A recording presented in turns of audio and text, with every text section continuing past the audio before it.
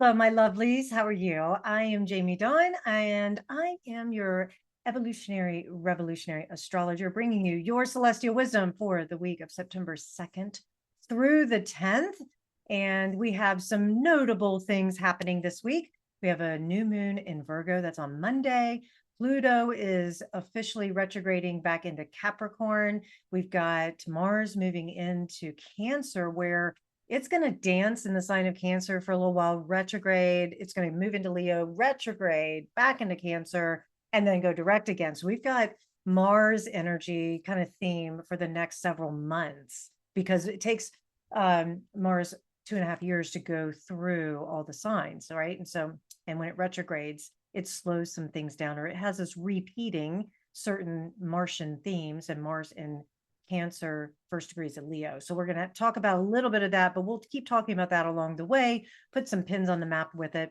Also, cards for the week. I actually had two that were calling to me right before I hit the record button here. And so they are the Six of Pentacles and the 10 of Wands. And so I'm going to talk about that. And what else? Oh, another notable is that Mercury is now officially moving direct again.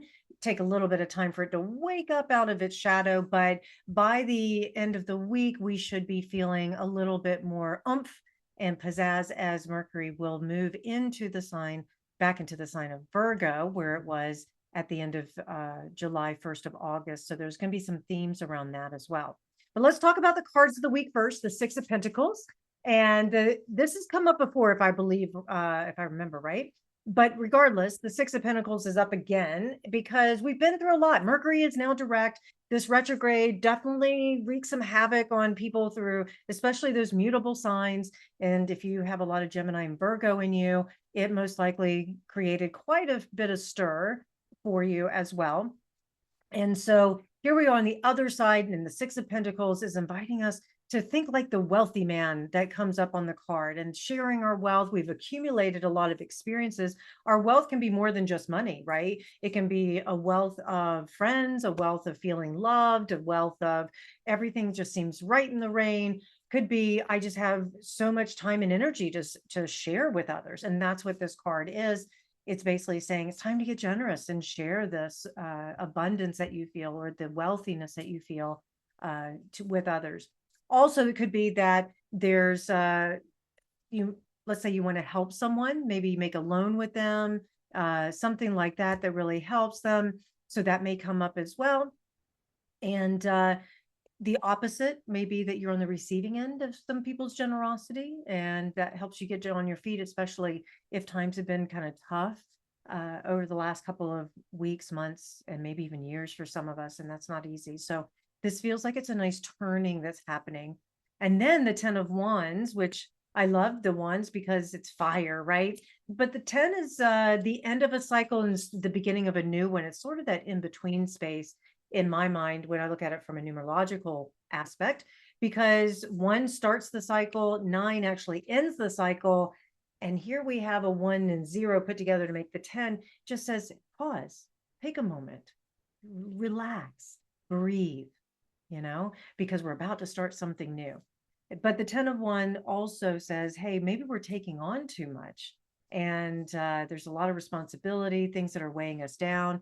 This is perfect energy for this new moon in Virgo that says, hey, maybe we need to clear some clutter, set some intentions to release the things that maybe we've gathered too much energy, too many ideas, too many tasks on our plate. And it's time to start separating ourselves from that, saying, is this really mine to do? Or is this something that I'm making myself busy because I'm feeling out of control, or I feel I'm afraid of being bored, It's possible too that you are trying to understand that all this hard work, it will pay off, but you have to allow life to work with you and to create some spaciousness for you.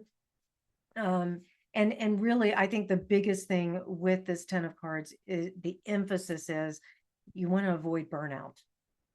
So many of you who are watching this video are probably feeling a little burnt out.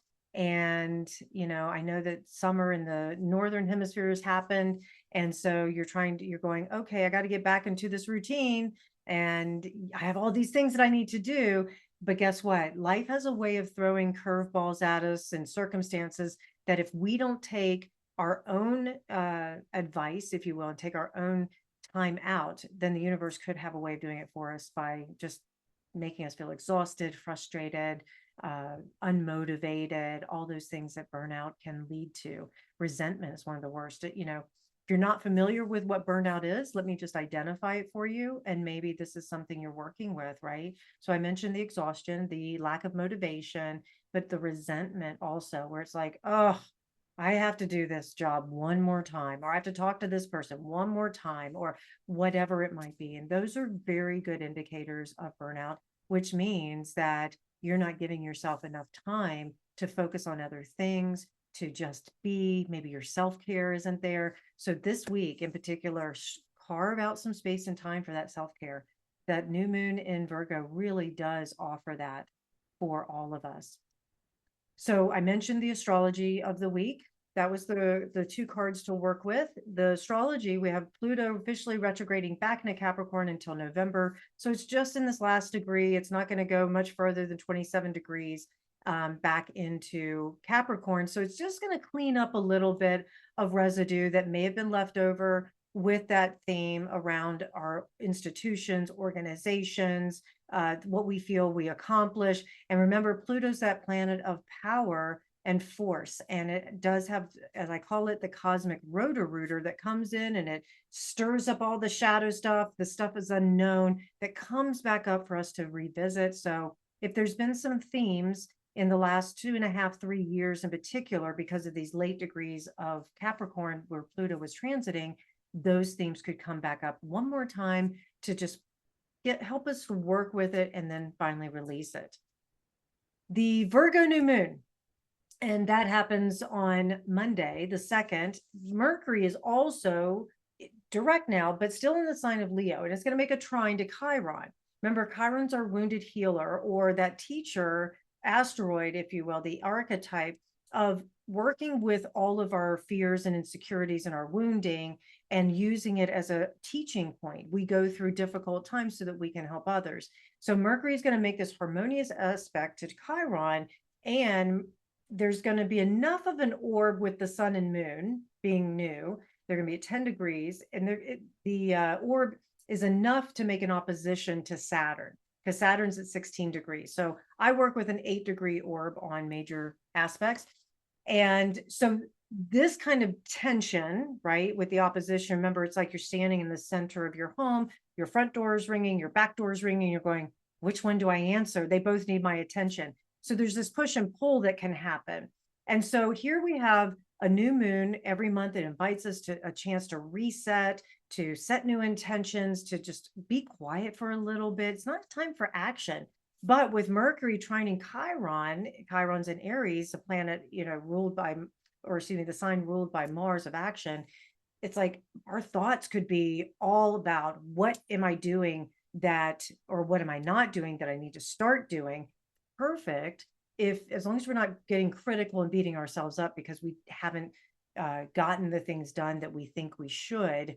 And with this opposition to Saturn happening with the sun and moon, we could be feeling a little bit harsh on ourselves because the reality isn't lining up with our ideas of what we may have planned for months ago, right? We're not sticking with our plans, or we think back even to if you set New Year's resolutions or things like that. It's like, oh God, I've fallen off the wagon, so to speak. Well, use this new moon as a chance to take that inventory, look at, where you are, and just say, let me reestablish myself here. This is a perfect time to withdraw, retreat for a minute, evaluate, and start again.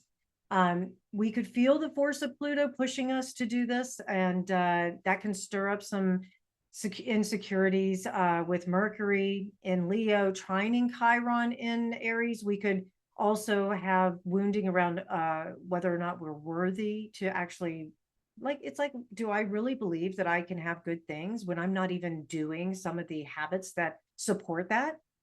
Okay. Reality, I get that. At the same time, don't spend too much time beating yourself up with it, right? So work with this energy to say, I forgive myself, and let's start over. Also, another little pin on the map. This new moon is a portal for the next set of eclipses that are opening, because we have a partial Pisces full moon eclipse middle of September. And then we're going to have our last series of the Aries Libra eclipses in October, November. So there's this eclipse energy. And I bring it up now because eclipses we feel usually a month before, a month after. And oftentimes it's leading up to the eclipse that it has the intensity. So set intentions for greater healing through acts of kindness, service, healthy routines. All of those are going to support us as we move through the eclipse season. I think the other thing that we want to focus on, if you're not sure, like what intentions is this particular new moon, are health routines, not just physical health. It's also our mental health routines, our spiritual health routines as well. So set those up, get a professional if you don't have one and you need that extra support. Great time for hiring your therapist, your coach, your personal trainer, your meditation master, all of those things. Great time for these sorts of things. Take that workshop you've been wanting to take that give you the tools that let you do that. Great time also for looking at finances and working within a budget, maybe resetting your budget. And then if there's new ideas or conversations that you need to have, share them, collaborate with others, let people know what you were thinking. You know, the Mercury retrograde kept us a little withdrawn, a little bit more internal, where we probably were holding some things close to our chest. So this is a great time now to start sharing them, circulate them.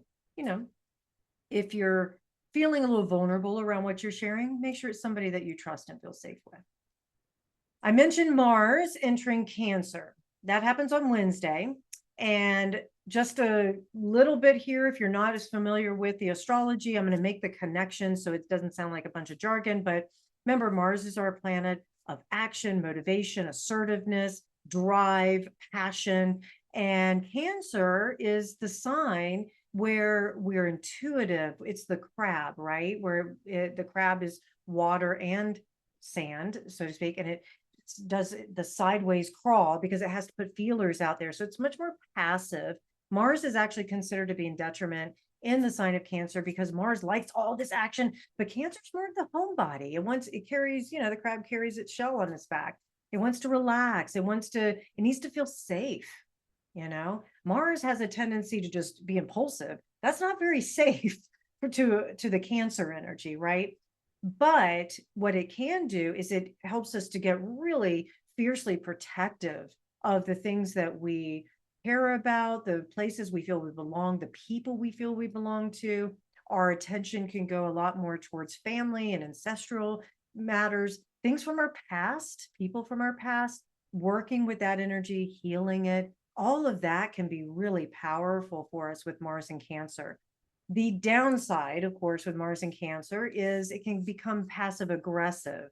So we want to work with still being direct. And that means that the positive side of Mars and Cancer is that we check in with ourselves first. We do the self-care, be protective of that self-care, protective of our energy.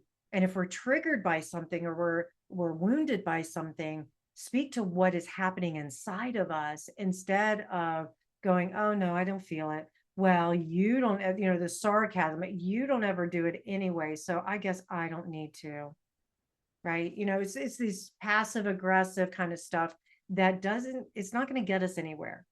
Now, the other thing is manipulation. Okay. A lot of people don't like the word manipulation. However, I think of it like the potter with clay. You have to manipulate the clay to make beautiful pottery. And I see manipulation if the intention is to harm or you're pushing your own agenda, you're narcissistic, all that sort of thing. Yeah, it's not good. However, if you are using it to create a win-win situation, if you're using manipulation to stay flexible, to bend but not break, to be able to produce a shared outcome, manipulate away. And I think the biggest thing is, again, it goes back to intention.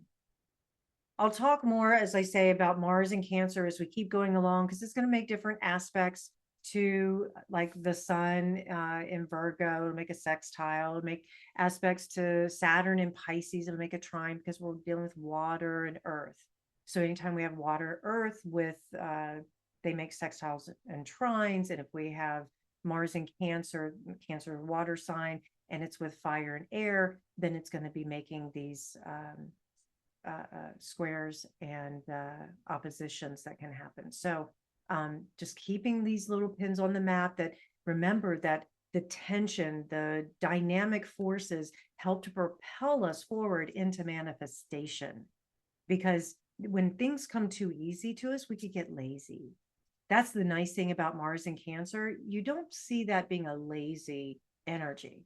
It's just more passive. And quite frankly, talk about burnout.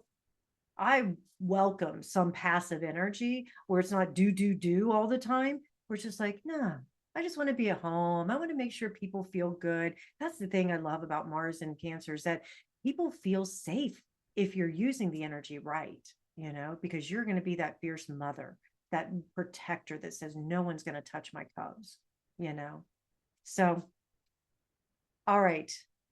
One other thing that I will leave you with, I do believe that this week in particular, we will be facing some things from our past that allow us to redo, or yeah, I'm going to stick with redo, re-say some things that maybe happened a few weeks ago that we didn't, that we go, oh, I wish I had said this instead, or I wish I'd said this in addition to what I said.